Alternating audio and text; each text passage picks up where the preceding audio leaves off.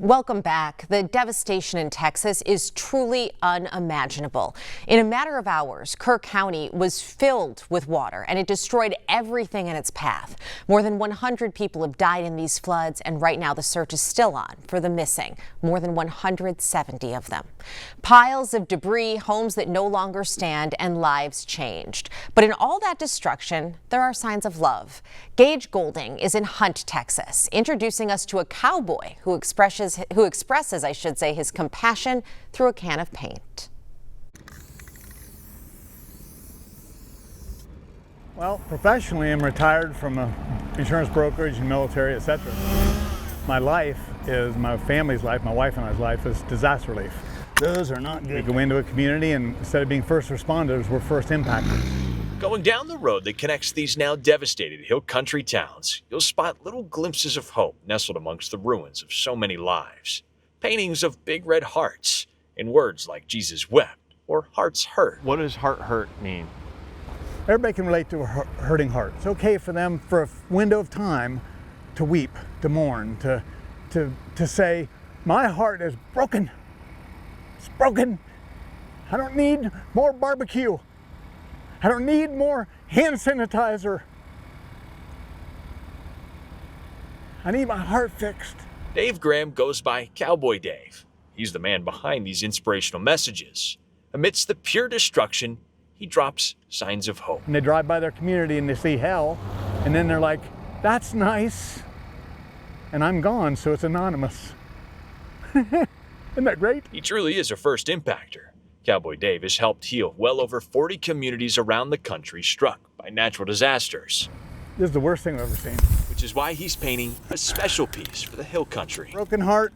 Well, no, this will be a strong heart. On a big boulder that the raging Guadalupe River seemingly dropped here last Friday, Cowboy Dave is leaving behind his most recognized creation, a big red heart. So my whole purpose of what I do is to give someone 15 seconds to drive by and be like, what the heck? Or, that's nice. What they deserve is a chance to smile again.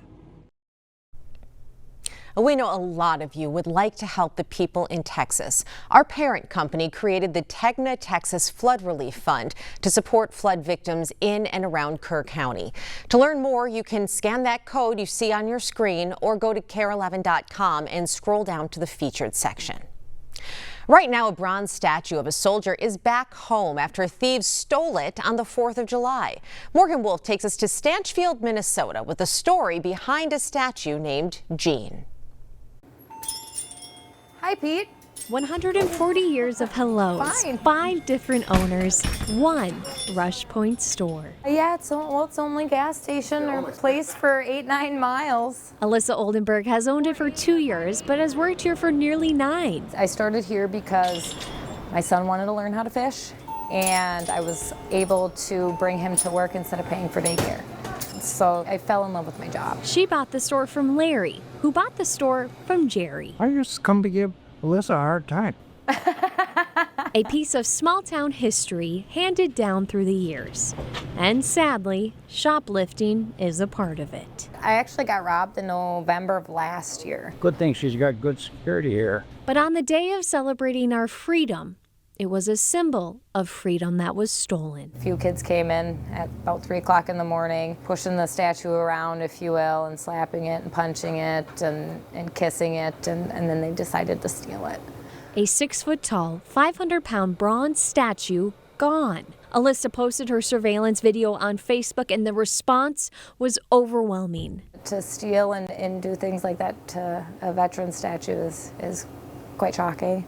And it's not just a statue. This has grown into a memorial for an actual Vietnam veteran that has a special connection to the store. The old owner, Larry, the one that I had purchased the store from, his father, he ended up ordering a Vietnam veteran statue for the store because he wanted a part of the store with him. And we kind of giggled at it at first. And as Jean had passed away, it became a whole new meaning. And he's always kind of been the protector of the store, when Larry had it, and then also for me. The statue known as Handsome Jean is now bolted down. I thought it was pretty rude. Not very patriotic whatsoever. One of the young men from the video called the store asking to have the video taken down. Alyssa's response was, "Bring Jean back."